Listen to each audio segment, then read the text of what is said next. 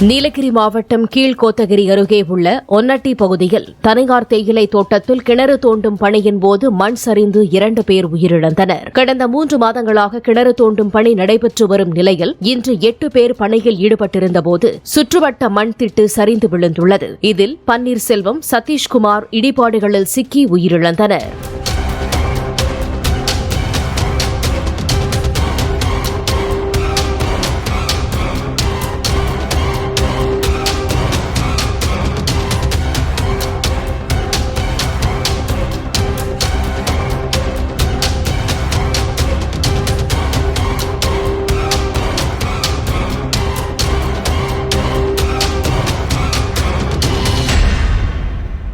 Play store மற்றும் app ஸ்டோரில் இருந்து பாலிமர் செயலியை QR கோடு மூலம் பதிவிறக்கம் செய்யுங்கள்.